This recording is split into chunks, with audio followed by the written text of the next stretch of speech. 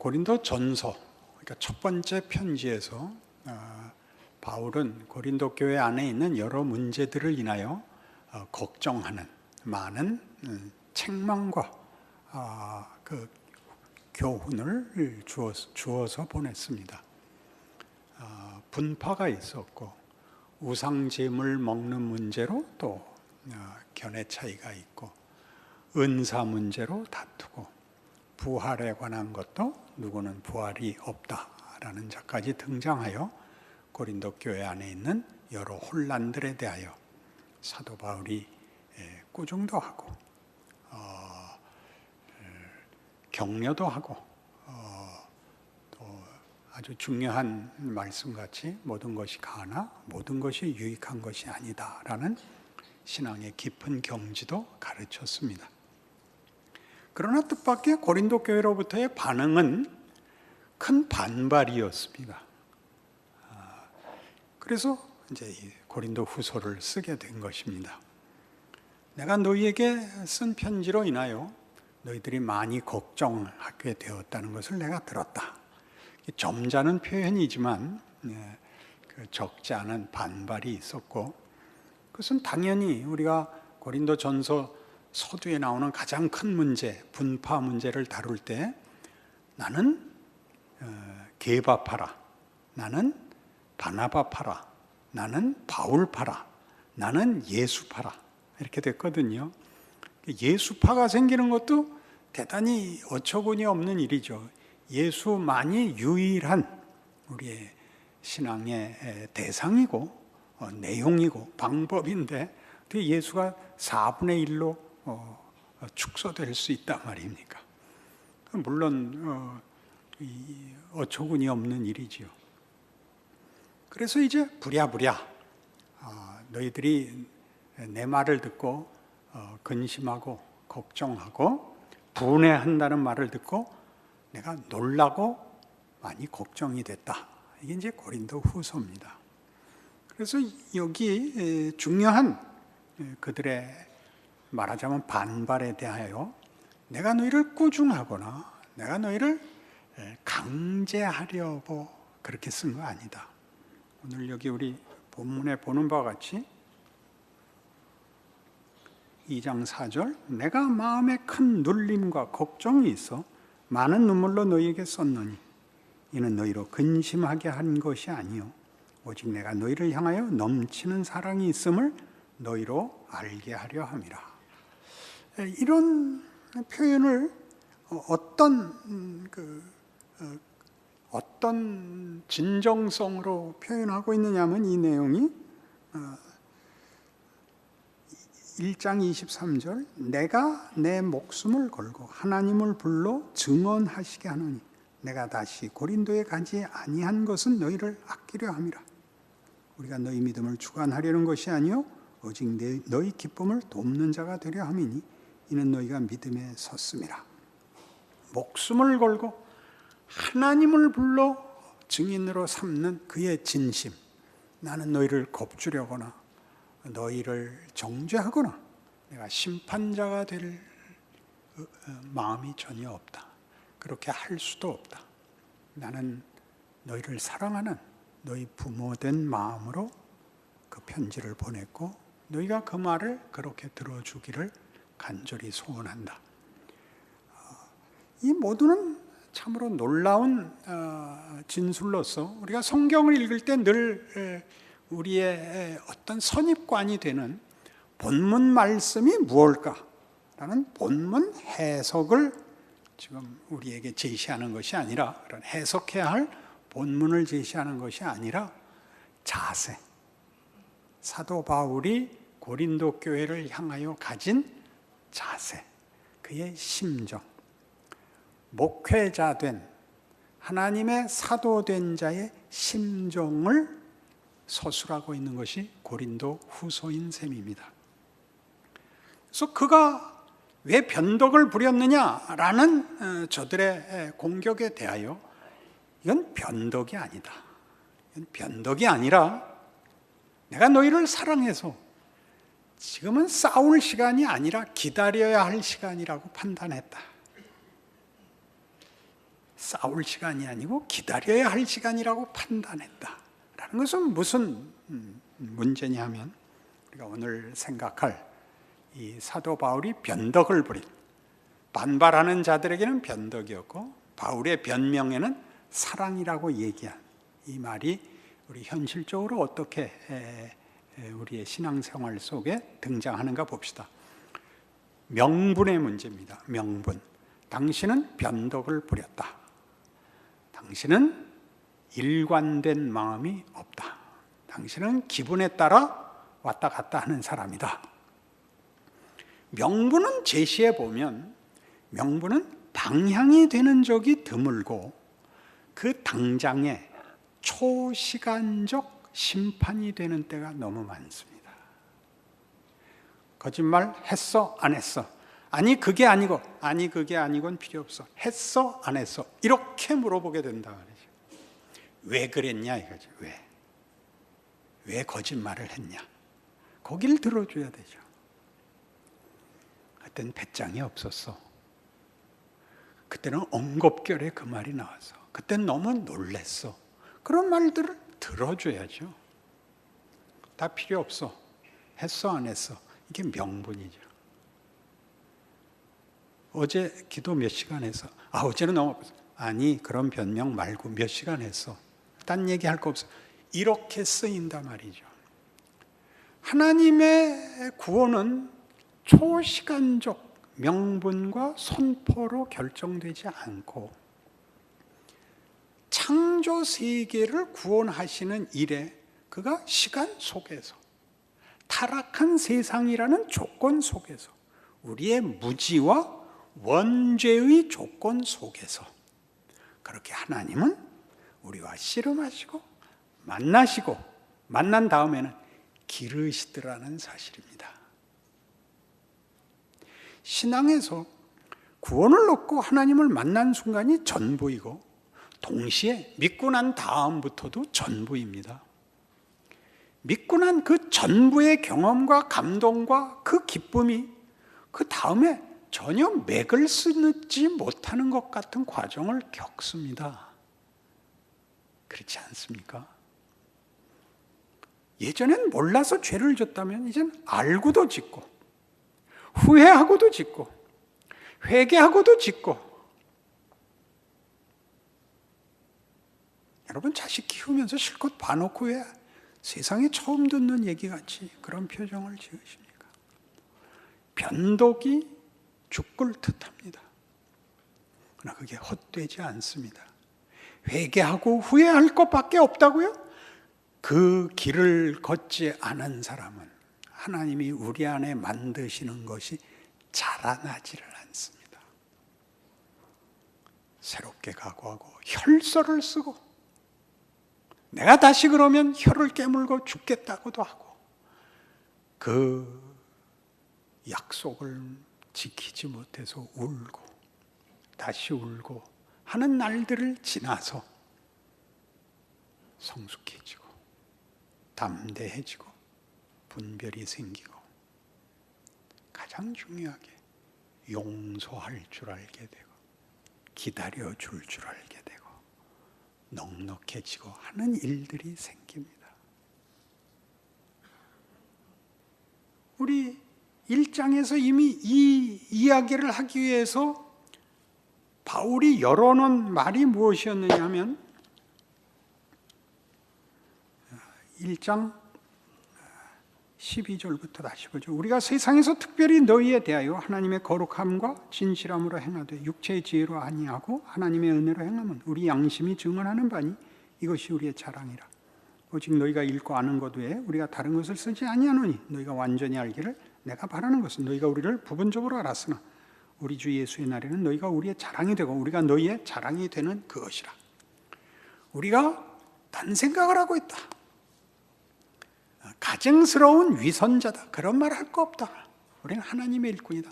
하나님의 나를 알고 내가 하나님의 사도다. 우리가 누구인지를 아는 것은 그 주의 날에, 마지막 날에 너희가 우리의 자랑이 되고 내가 너희의 자랑이 될 것이다. 내가 이걸 확신한다. 그런데 담대히 사도 직분을 수행하고 있다 라고 자기를 소개합니다. 너희가 아는 것 외에 다른 거 없다. 딴 마음 없다. 뒤에 감춰는 꿍심 같은 거 없다. 이렇게 담대히 얘기를 하죠. 그러면서 이 말을 합니다.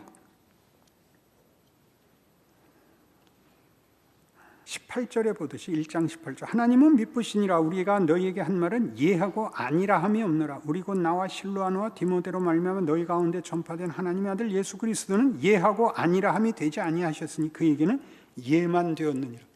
예수에겐 예만 되었다는 것은 우리의 아니요까지 삼키는 예수의 예입니다. 아버지요, 저들은 아버지의 자식들입니다. 이 약속은, 이 구원은, 이 은혜는 우리의 변덕으로 운명이 바뀌거나 포기되지 않는다고 바울은 알고 있습니다. 내가 변덕을 부렸다면 그것이 더 큰 유익을 만들면 만들었지. 내가 신실하지 못하든가 정직하지 못했다든가 생각이 짧았다든가 이렇게 얘기하는 것은 너희는 예수를 믿는다는 말을 아직도 제대로 모르는 것이다. 예수를 3번 부인한 베드로가 회복이 되는 것. 예수를 죽이라고 고함 질렀던 자를 위하여 예수가 죽었으므로 그들도 구원의 대상이라는 것. 예수를 알게 하시고 아는 것만큼 행동하지 못하며 실천하지 못했다고 해서 예수가 모른다고 아니하시는 이것이 우리 기독교 신앙의 최고의 자랑인 것입니다. 이것이 바울이 내가 너희를 약속한 대로 찾아가지 않은 이유는 너희의 지금의 반발을 내가 가서 어떻게 할 수 있지 않고 내가 강제로 결론을 만들 수도 없고 너희가 지금은 납득할 수 없다고 생각을 했다. 우리를 위해 십자가를 지신 예수께서 바로 그 은혜, 그 능력, 그 권능으로 궁극적으로 우리 모두를 유익하게 하고 항복시키리라고 내가 믿어. 내가 그 계획을 변경했다. 이렇게 얘기합니다. 그래서 명분을 넘어서죠. 교회라는 이름으로 모이면 당연히 여러분들의 기대는 이런 명분에 근거한 완벽함을 기대하게 마련입니다. 세상은 시끄러워도 교회만은 다룰 줄 알았어. 이렇게 얘기하는 그 한탄은 흔한 겁니다. 교회는 천국이 아닙니다. 하나님이 부르신 자들의 공동체인데 그 성분이 다 다릅니다. 율법주의적 강직성을 가지는 사람도 있고 다양하고 넓은 그래서 약간 혼란스러운 성격을 가지고 신앙생활하는 사람도 있습니다. 그 반대를 하려고 들면 반대할 게 하나 두 개가 아닙니다. 이 예배 마치고 계단 내려가자마자 담배 피우는 사람이 있습니다. 그러면 성도들이 다 알아서 뒷문으로 나가셔야 되는 겁니다. 아니, 이러실 필요 없습니다. 담배 피워서 지옥 가지도 않고 담배 피우는 게 법정 구속되지도 않습니다. 한국 교회에서는 덕스럽지 않다고 금한 겁니다. 그 실력이 없는 사람에 대해서 째려보는 것이 무슨 기독교인이 해야 할 자랑이거나 명예거나 책임이겠습니까? 못 본 척 하셔야죠. 뭐 더 위로하기 위해서 맞담배질을 하시든가. 왜 교회가 자기가 해야 할 세상은 하지 못하는 더 약속돼 있고 더 허락이 돼 있는 더 가야 하는 일들은 하나도 못하고 아닌 것만 세상보다 더 무섭게 신앙인이라는 이름으로 더 공포를 조성하고 용서받지 못하게 그 기회를 박탈하느냐 하는 문제입니다. 사실 이런 설교할 때는 부드럽게 해야 되는데 아직 그렇게까지는 안 된 것입니다. 이것이 사랑입니다. 사랑은 사랑할 만한 사람과 만나서 이중청을 하는 게 아닙니다. 그 말이 안 되는 그 난폭함과 회방 속에서 하나님의 자녀된 신분과 지위가 가지는 존엄함을 유지하는 것입니다. 그러니까 사랑은 어떻게 가 있죠? 사랑은 오래 참고 온유하며 무례히 행치 않으며 성내지 않으며 자기 유익을 구치 않으며, 그리고 뒷부분에 주로 잘 안 외워지는 부분, 모든 것을 참고 믿고 바라고 견디느니라. 뭘 믿죠? 하나님이 승리하신다, 은혜가 이긴다라고 믿는 것입니다. 여러분이 심판자일 리가 없고, 여러분은 전 인류의 역사 속에 짧은 자기 인생을 살 뿐입니다.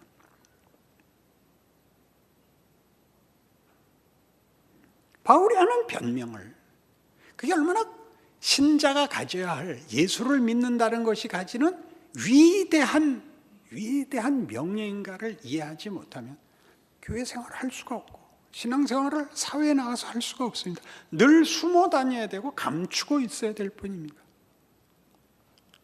비난하고 정죄하고 조롱하고 하는 것들은 우리 몫이 아닙니다. 우리는 뭐 하게 돼 있죠? 우리는 하나님의 신실하심을 믿습니다. 교회가 이래 갖고 되나? 사회가 이래 갖고 되나? 나라가 이래 갖고 되나? 우리도 좀 더 정치를 잘해야 하고 교회가 더 많이 힘을 내야 되지 않느냐? 여러분이 할 수 있는 걸 하십시오. 이 나라가 어떻게 돼야 하는 걱정은 제가 할 테니까. 여러분은 자기 인생을 사십시오. 그럼 큰 기도 제목을 꺼내옴으로써 여러분의 삶을 살지 않습니다. 여러분이 만나는 사람들, 여러분 가족한테 잘하십시오. 가족한테 잘하려는 건 아무래도 좋다는 게 아닙니다. 성실하시고 책임을 진지하게 드셔야죠. 화를 내서 때우지 마십시오. 우리나라는 어떻게 될 것이냐? 모르지요. 모릅니다. 그러나 여러분들이 교회에 나와서 만나는 성도들한테 어떻게 해야 하는지는 여러분이 꼭 알아야 됩니다. 웃으셔야 합니다. 좋은 말로 할 때. 저는 바울이 아니니까 성질을 낼지 모릅니다. 교회에 나와서 인상 쓰는 건 큰 죄입니다. 그건 믿음도 없는 것이고, 함께 한 교회에 나온 성도들이 믿는 사람이라는 것도 무시하는 무례한 행위입니다. 근데 떳떳이 무례히 행하고 있습니다. 이제 우리 그 배달의 민족의 그 병이라 그래요. 웃을 줄 모르는 거. 웃음은 뭔가 음모가 있다고 생각하는 거. 그래서 상점에 가서 주인이 친절하게 굴면 절대 물건 안 사고 나오는 거. 그래서 우리나라는 그 서비스업을 약간 대강해야 된다는 거. 그죠? 우리 다 알죠. 그러나 교회만은 달라야 됩니다. 진심으로 사랑과 신뢰와 예의와 명예를 나눠야 됩니다. 여기서 하지 못하면 다른 데서 배울 데가 없습니다. 우리가 하지 않으면 세상에서는 우리 대신 이 일을 할 수 있는 자가 없습니다. 그러니 기억하십시오. 여러분은 가로등 같은 것입니다. 불이 들어와야 됩니다. 어두운 곳에, 골목길에, 아무도 안 지나가는 때 불이 들어와 있어야 됩니다. 책임 있게 하셔야 됩니다. 그래서 빌립보서 1장 사도 바울이 하는 이런 고백들은 대단히 놀랍습니다.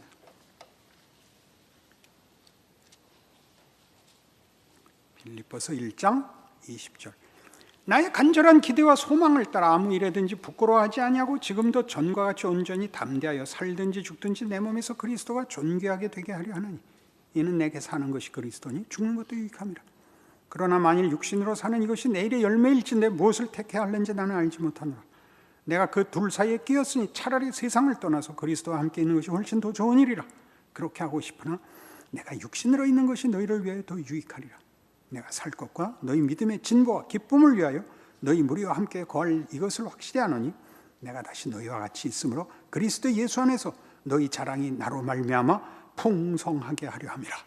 그렇습니다. 우리가 서 있으면 거기 예수님이 누군가가 증언되고 있고 예수를 믿는다는 게 무엇인가가 이렇게 하나의 실존으로, 한 행동으로, 한 분별로, 한 표정으로, 한 태도로, 자세로 이렇게 실체화되어 있는 것입니다.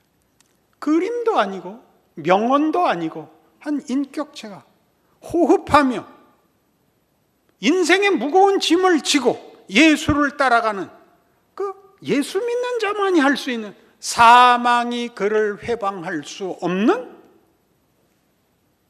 더 크고 영원한 근거에 의하여 행동하는 증거를 보게 되는 것입니다. 여러분이 없으면 여러분의 자리가 하나 비는 것입니다. 예수께서 찾아오시고 말씀하시고 행동하시고 보여야 할, 빌립아 나를 본 자는 아버지를 보았거늘 어찌하여 아버지를 보이라 하느냐, 그 말 할 수 있어야 되는 것입니다. 그것이 여러분들 한 개인이 가지는 책임이요 명예입니다. 미운 말 하지 마십시오. 여러분들이 심사위원 하지 마십시오. 여러분의 인생을 예수를 믿는 자라면 이때 어떻게 할 것인가 해서 세상과 다른 길을 걸어내셔야 됩니다. 그것은 짐이 아니고 영광입니다. 세상 사람들 사는 거 보면 안 됐습니다. 부모 없는 자들 같고, 못 배운 자들 같고, 양심도 없는 자들 같고, 명예가 뭔지 모르는 자들 속에 우리만이 가치, 진리, 자랑, 감사, 기쁨을 가진 유일한 존재라는 사실입니다. 바울이 보낸 편지에 묻어나는 예수를 믿는다는 명예, 얼마든지 질 수 있는, 물러설 수 있는, 내가 너희를 심판하려 하는 것이 아니야, 너희를 혼내려는 것이 아니다, 내가 너희를 사랑함으로 이렇게 많은 눈물로 쓴 편지니라. 나는 너의 부모다. 부모가 어찌 자식을, 다른 어떤 명분과 이유로 자식을 쳐내겠냐? 무엇을 지키기 위해서 자식을 버리는 부모가 있겠냐? 그런 사랑이 어디 있느냐? 죽을 죄를 졌어도 껴안는 것이 사랑이지. 죽으면 같이 죽지. 어느 명분을 살리기 위하여 자식을 친단 말이냐? 내 마음을 모르겠느냐? 오늘 여러분을 향하여 하는 바울의 참으로 놀라운 초대입니다. 그 위대한 신자의 인생을 살아내시는 여러분 스스로임을 기억하시는 명예와 은혜가 있기를 바랍니다. 기도하십시다. 하나님 아버지, 우리 마음에 가득 채우신 사랑은 믿음으로 지켜야 되는 사랑입니다. 우리는 사랑으로 책임을 면하거나 변명하거나 변명을 할 수 없습니다. 예수를 믿어도 험난한 인생을 사는 것은 바로 그 자리에 우리를 보내시오. 하나님이 누구신지, 인간의 정체성과 자랑이 무엇인지 보이시는 십자가의 길입니다. 기꺼이 그 길 살게 하시고 거기서 우리가 지는 책임 있는 이 명예라는 신앙인의 인생을 살아내는 귀한 은혜 주시옵소서. 믿음의 식구들을 만날 때나 우리를 비난하는 세상 속에서나 하나님의 자녀들이 어떻게 살고 무엇을 보여야 하는지 참된 인내와 중성과 사랑과 온유로 그 진 짐을 지고 가는 긴 인내와 순종을 성취하게 하옵소서. 예수님 이름으로 기도합니다.